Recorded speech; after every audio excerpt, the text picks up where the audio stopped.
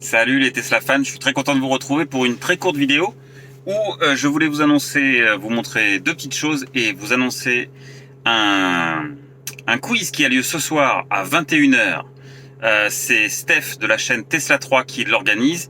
Ça sera diffusé en live sur YouTube. Et donc il organise un quiz Tesla auquel il m'a gentiment invité.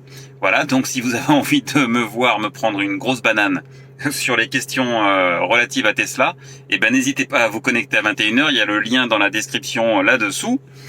Et puis sinon, Tesla nous a gratifié d'une nouvelle mise à jour plutôt sympathique, avec deux petites fonctionnalités que je vais vous montrer tout de suite, qui concernent le mode Sentinelle, enfin le mode caméra embarquée, et qui concernent aussi la caméra de recul. Allez, on regarde ça tout de suite. C'est très court, très rapide, mais une fois encore, c'est unique. On reçoit des mises à jour, ils améliorent, ils tiennent compte des remarques des utilisateurs.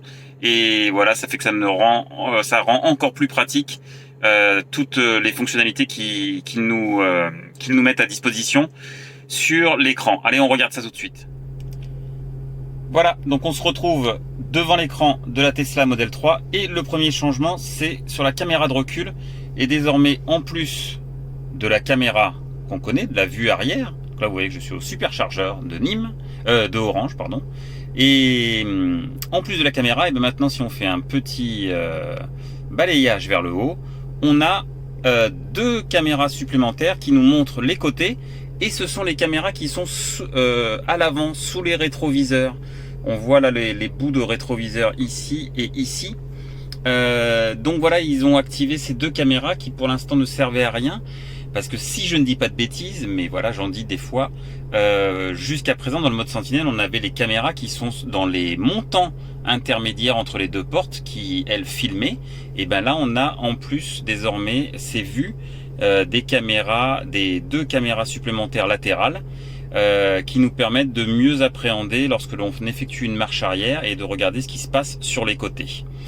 Voilà, donc ça c'est la première nouveauté, sympa. Et la deuxième nouveauté, eh bien, ça concerne le mode, la visionneuse de la caméra embarquée. Donc je lance la visionneuse.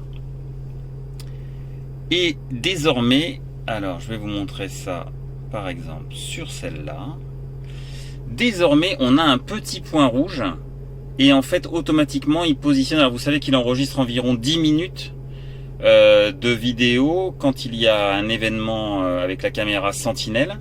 Oui, c'est ça, 10 minutes 50 ici en l'occurrence. Et bien donc, il nous positionne, il indique le point rouge où il se passe quelque chose. Et là, effectivement, on voit qu'il y a une voiture et deux petits enfants tout mignons qui se tiennent par le bras qui étaient là. Je vais vous les remontrer, ils sont trop mignons.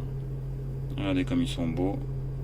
Il vient le petit frère et puis il tient son grand frère pendant que papa recule. Et donc voilà, donc c'est là où il s'est approché, j'ai envie de dire dangereusement de ma voiture. Et donc désormais on a un point rouge et on n'est pas obligé de se chercher dans les 10 minutes de vidéo quand est-ce qu'il se passe quelque chose effectivement sur la visionneuse. Et c'est valable pour la caméra embarquée, ce qu'on appelle la dashcam. Et donc désormais j'ai bien des vidéos et merci à ceux qui m'ont fait les remarques. C'est tout simplement que en fait je n'avais pas ici on ne peut voir que les événements qui sont enregistrés. Donc il y a un dossier qui lui enregistre en continu la dashcam donc quand on roule, mais il ne se passe pas forcément quelque chose. Mais par contre si on appuie pendant qu'on roule sur le petit voyant ici, voilà, de la caméra pour enregistrer une séquence, ou bien si on klaxonne, si on appuie sur le klaxon, avant il faut activer dans sécurité, caméra embarquée, enregistrer les séquences en actionnant le klaxon. Et donc quand on fait ça, et ben là il va mettre dans un autre dossier ces enregistrements dashcam et on les retrouve, maintenant je les retrouve dans la visionneuse où je peux donc voir les événements Sentinelle et les événements caméra embarquée que j'ai forcé où je lui ai demandé de les garder dans un dossier spécial, contrairement à tout ce qu'il enregistre quand on roule, mais il ne se passe rien de spécial.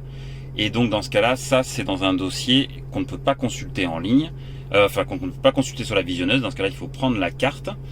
Mais voilà, on peut donc bien voir des séquences caméra embarquée. Et en l'occurrence, voilà, ici aussi je roule et c'est à ce moment-là que j'ai actionné le klaxon quand il y a le point rouge, certainement, ou bien que j'ai appuyé sur le bouton là-haut, je ne me souviens pas.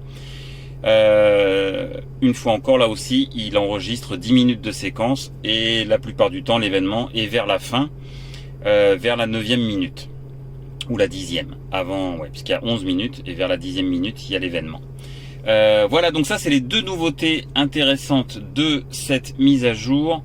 Je ne crois pas qu'il y avait autre chose. On vérifie si vous avez 2 secondes pour rester avec moi. Amélioration de la caméra de recul, amélioration de la visionneuse de la caméra embarquée, je vous l'ai montré. Amélioration de tuning, je ne suis pas allé voir. Et amélioration du verrouillage par éloignement. Désormais, on peut désactiver le verrouillage par éloignement à son domicile. Donc on peut exclure le domicile pour ceux qui ne veulent pas que leur voiture se ferme quand ils sont à leur domicile. Et puis le chauffage de la batterie, comme vous le savez, je vous en ai parlé dans une précédente vidéo. C'est quelque chose qui s'activait automatiquement quand on rentrait à la destination d'un superchargeur. Et bien désormais, vous pouvez, vers les stations de recharge rapide de tiers, si vous en sélectionnez une aussi, et bien dans ce cas-là, il fera aussi le chauffage de la batterie avant d'arriver à votre station de recharge qui n'est donc pas un superchargeur. Et puis, il y a des nouvelles langues, mais ça, pas très intéressant. Et en plus, le portugais, voilà, qui est désormais une nouvelle langue. Voilà pour les petites notes de mise à jour. Et puis, je vous attends ce soir en direct à 21h sur la chaîne de Steph, la chaîne Tesla 3, si je dis pas de bêtises, pour un quiz. Et j'espère que ce sera rigolo et que vous prendrez du plaisir à regarder nous répondre à ces questions. Allez, je vous dis à très bientôt. Bye.